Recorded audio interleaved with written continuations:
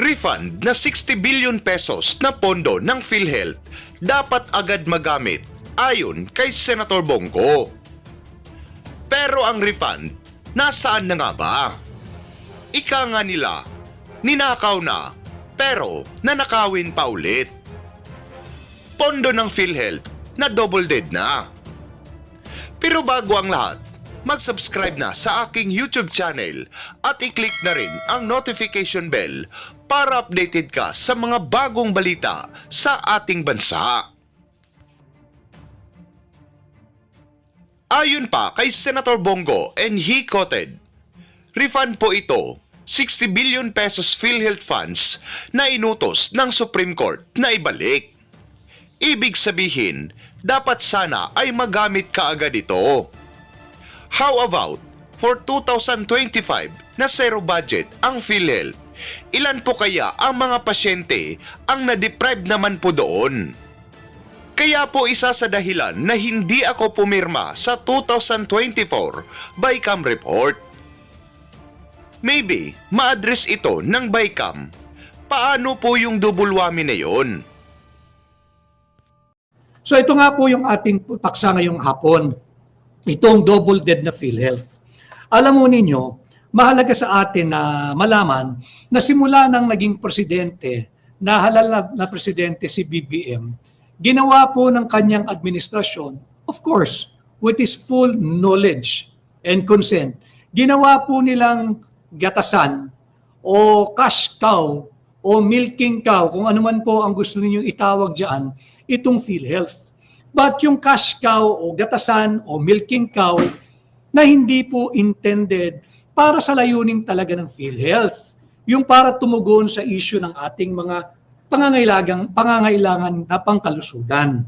Lagyan po natin ng konteksto na constitutional itong ating double dead na PhilHealth.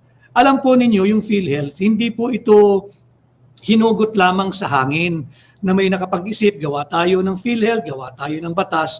Ang underlying basis po nito ay ang ating saligang batas. Meron po tayong Article 2, Section 15. Mahaba po yung Article 2 eh. Kasi po yung Article 2 ng ating saligang batas, ito po yung Declaration of State Principles and Policies. Ito pong patungkol sa kalusugan, dito na po ito sa second half, lumalapag na po siya sa Declaration of State Policies. And one of these state policies, ito nga pong polisiya na nakasulat sa Article 2, Section 15. Ang nagsasabi, the state shall protect and promote the right to health. Karapatan na po yun the right to health of the people and yan po, dito tayo papasok lahat, instill health consciousness among them. Kaya po tayo nag-uusap-usap dahil karapatan po natin yung usapin na dapat protektahan, dapat isulong, dapat pangalagaan ng Estado kahit sino pang administrasyon ang issue ng kalusugan sapagkat karapatan ng bawat Pilipino ang kalusugan. Ano? Article 2, Section 15 po iyan. Declaration of among the many, ito po isa sa mga state policy. No? Lagyan naman po natin from the Constitution, yun po yung ating umbrella. Meron din po kasi yung RA 10351, yung pong tinatawag na syntax law, na amendahan na rin po yan yung syntax law as amended. Doon po sa syntax law, para alam din po ninyo, dahil syempre, nakita po ninyo yung inyong payslip na bawasin sa PhilHealth. And I'm talking to the direct contributors. Tayo, yung mga nagtatrabaho, meron tayo po yung direct contributors. No? Yung sa syntax law, as amended, meron pong provision dyan na 40%, 40% ng mga buwis na nakokolekta mula sa tabako, sa sigarilyo. 40% po yung nagmumula sa tobacco, sigarilyo, tabako, kung ano man, umuusok, At yung mga matatamis na inumin, soft drinks, yung mga nasa boteng matatamis, gumagamit ng sugar, whether natural or sweetener, yung mga maiinumihong matatamis, 40% po ng buwis na nakokolekta mula dito sa tinatawag na tobacco at sweetened beverages. Dapat po yan ay napupunta at ginagamit sa PhilHealth lamang. Walang ibang pwedeng paggamitan yan. Hindi ho pwede sa flood control. Hindi ho pwede. Hindi po pwedeng pakialaman ng mga malilikot na kamay sa ilalim ng Marcos Jr. Administration itong pera ng para sa PhilHealth. Meron pa pong isang batas, yung RA 11223. Naririnig nyo na po yan. Last year pa natin dinidiskurso nung tayo pa ay nagsampa na rin ng kaso dyan sa illegal, invalid, immoral, unconstitutional, unlawful, and criminal 2025 national budget. Hindi ba? Yung RA 11223, ito naman po yung Universal Healthcare Law. Ano? So tatlo na po yon. Meron na tayong fundamental basis, yung ating pong Constitution, Article 2, Section 15. Meron po tayong Tax Law, yung RA 10351, at tumungo na po tayo ngayon sa Republic Act 11223 o yung Universal Healthcare Law. Bakit mahalagang pag-usapan po natin itong mga batas na ito? Dahil mamaya ipakikita ko sa iyo kung paano tayo binobotsa ng bangkaroteng Marcos Jr. Administration pagdating sa pera nating lahat. Ano? Si Kiko Romulo watching from Korea. Hi Kiko, mabuhay ka. Maraming salamat. Si Pinoy sa Belgium, mabuhay din po kayo. At Bebe Colin 2731, maraming salamat. At Baldi Visayan 56, laking budget pero sa magnanakaw lang. Tama.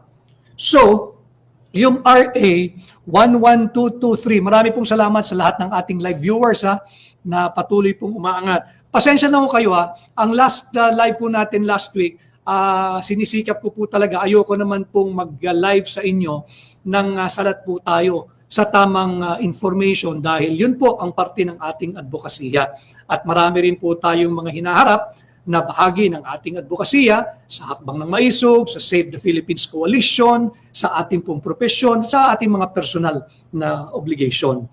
Yung sa Universal Healthcare Law, nakasulat po kasi dyan sa batas na yan, 60% ng mga buwis na nakukolekta galing sa alcohol products, mga inumin, lahat ng klaseng inumin na may alcohol, 60% ng nakukolekta dapat ibigay sa PhilHealth. Okay? Pangalawang aspeto, ito mahalaga ito. Yung share po ng PAGCOR. Yung PAGCOR ho kasi, yung regulator ng lahat ng sugalan dito sa Pilipinas, lahat ng casino, lahat ng mga online casino, land-based casino, yung 50% na remittance ng PAGCOR sa national government coming from their annual income, yung income po ng PAGCOR taon-taon, yung 50% po ng riniremit nila sa national government, dapat po iyan, walang ibang patutunguhan kung hindi sa PhilHealth. Pondo natin lahat, whether ikay direct contributor o indirect contributor. Yung pangatlong aspeto, kung PAGCOR 50%, yung PCSO, yung Philippine Charity Sweepstakes Office, 40% po ng kanyang charity fund, pagkatapos na po ng documentary stamp tax, 40%. Dapat po yan walang ibang patutunguhan kundi sa PhilHealth lamang. So pag nakita ninyo kung gaano dapat kalaki yung pera na ibinibigay sa PhilHealth, hindi po lahat ito natutupad. Makita ninyo, yung PAGCOR, bakit 50% ng kanyang riniremit sa national government dapat napupunta sa PhilHealth? Mandated po yan ng RA 11223, yung Universal Healthcare Law. Ganon din po, yung 40% na charity fund ng PCSO, dapat yan diretso sa PhilHealth. Bakit ginawa ng ganon ng batas? Kasi nga ho, babalik tayo doon sa Article 2, Section 15, yung declared state policy na meron yung karapatan po nating lahat. Nabigyan tayo ng Estado ng proteksyon at isulong nila yung ating right to health at yung ating karapatan na maging health conscious tayong lahat. Pati po yung issue ng kalusugan dapat conscious tayo. Bakit ginawang ganun ng batas? Kasi nga po, ayaw ng batas ng Universal Healthcare Law ng any similar or parallel institution kagaya ng PhilHealth. Isa na nga lang ho, universal nga eh. Universal nga, hindi naman sinabing semi-universal. Universal Healthcare Law. There should only be one PhilHealth po iyan. Ito pong ganitong reasoning behind the law, kalaban po nito yung MAIF-IP. Lahat ng mga, lalo na yung indirect contributors. Wala pong rito, walang discrimination. Dito po sa ating pahina, talagang open na usapan. Lalo na po yung mga indirect contributors. Pag-uusapan din natin mamaya yung direct contributors. Yung mga sumahod po ngayong araw. Ayaw ho kasi ng batas na nagtatag sa PhilHealth. Yan, yung sourcing ng funds yan, malinaw po dyan. Wala dapat kalaban ang PhilHealth. Isa lang yan. Universal Healthcare Law nga ang tawag. Universal. Lahat tayo. Kasi po may pang-apat na aspeto yan. Meron pong tinatawag na automatic enrollment. Lahat po tayo ay miyembro ng PhilHealth. Lahat po tayo dapat ay nakikinabang sa PhilHealth. Kaya, isang malaking pangbubudol itong linalaman ng 2026 budget na naman ng Marcos Jr. Administration kung saan binuhusan ng malaking pondo yung MAIF-IP. Yung MAIF-IP. Ito po yung medical assistance for indigents and mga nangangailangan po ng tulong. Doon po sa budget ngayong taon, doon po sa NEP, yung budget po ni Bongbong Marcos na sinumite niya sa Kongreso, yung MAIF-IP sa NEP, 24.2 billion lamang. Nung dumaan po ito sa 2026 BISCAM, yung BISCAM pa rin po yan. Huwag ho kayong maniwala na malinis po itong budget ng 2026. From 24.2 billion, President's budget po ito, tinira na naman po ng Bicameral Conference Committee. Ginawa po nilang 49.16 billion. At pagdating dito sa pinirmahan ng kasalukuyang administrasyon, total of 51.6 billion. Mahalagang alam po ninyo, yung may mga pencil, yung gusto mag-notes, meron pong inangat na 113% increase yung MAIF-IP ng 27.4 billion ang inangat. From the original submission ng Office of the President na 24.2 billion, lumobo po ito na dagdagan ng 27.4 billion o 113% increase. Ang lumabas po sa GAA ay 51.6 billion pesos. Ano naman po ang koneksyon nito sa binotsa o double dead na PhilHealth?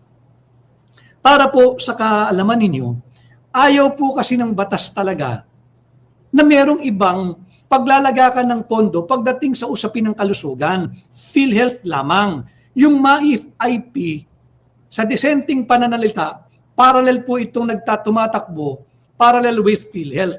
Pero sa lingwahe po ng mga durobo at buhaya sa Kongreso, yung mga kababayan natin, alam mo ninyo, pag may sakit ka na, lalo pat mahirap ka, tinatanggal po ng PhilHealth sana yung lubos na gagawing miserable ang buhay natin.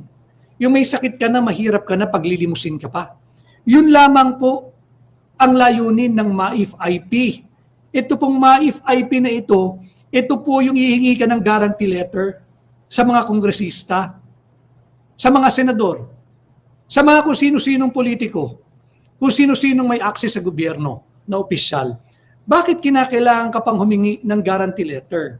Hindi ba't under the RA 11223, lahat tayo ay automatically enrolled, lahat tayo ay automatically members, tayong lahat ng PhilHealth.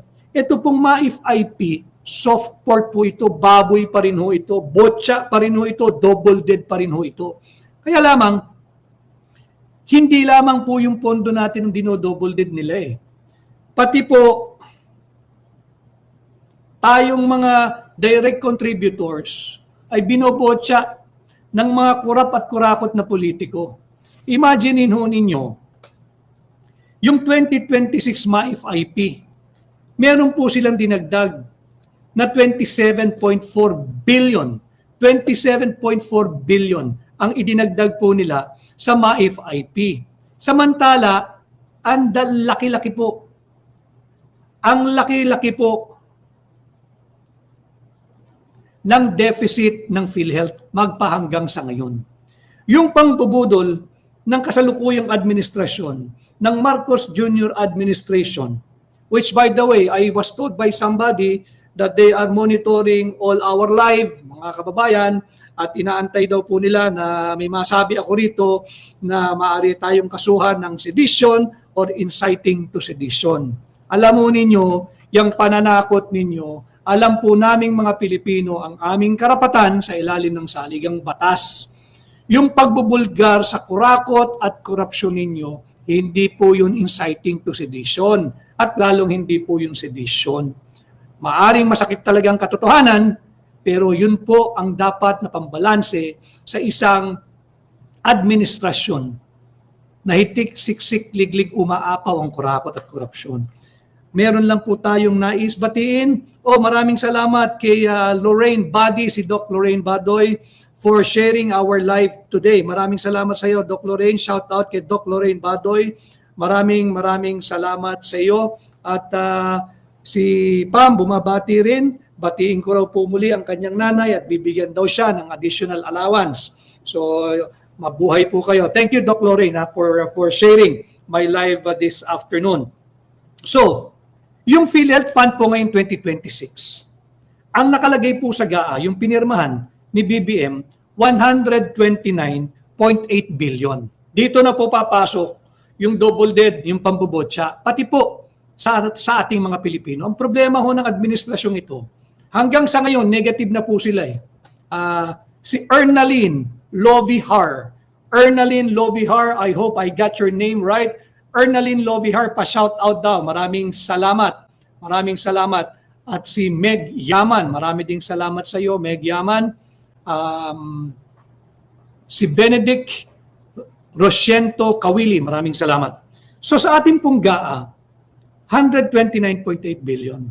Ang pangbubudol ng kasalukuyang administrasyon, ang laki daw po ng ibinigay nila. Napakalaking pera daw po yung ibinigay nila para sa PhilHealth ngayong taon. Record-breaking daw po ito. Sinungaling po sila. Pambubudol po iyan. Again, double dead na PhilHealth. Binobotsa po nila. Botsa po yung pondo ng PhilHealth. Double dead, umaalingasaw, ang baho. Punong-puno ng kurakot at korupsyon. Bakit? I'd like to share with you ito pong table that was presented also by Jarius Bondok. By the way, Jarius Bondok, I've mentioned him in this live. Kahit ako, nung araw binabanatan ako nito, hindi ko po siya, kilala ko po siya, hindi ko siya kaibigan. But fair is fair, maganda po yung naging laman din nung kanyang column last week. Meron po siyang ipinakita doon na table na inihanda o nagmula kay Dr. Antonio Dans. Dr. Antonio Dans is among the very vocal and prominent health advocate. Dito po makikita ninyo, binabandera ni BBM na 129.8 billion daw po yung kanyang inilagak sa GAA, yung ating national budget ngayong 2026. Tutuwid lang po natin, hindi po totoo yun. Dahil meron pong deficit o pagkakautang o kulang pa nga actually ang gobyerno dahil nga hindi po nila iriniremit sa PhilHealth yung buong amount na taon-taon dapat entitled ito. As per the table presented by Dr. Antonio Dans, one of the leading health professional alliance convener at one of the leading health advocate natin, meron pong deficit na 356.6 billion. Deficit, utang. May utang ang national government kay PhilHealth ng 356.6 billion. So, hindi po totoo na dapat tayong magpasalamat kay Budolman dahil nagbigay daw siya ng 129.8 billion sa GAA. Hindi po totoo yun.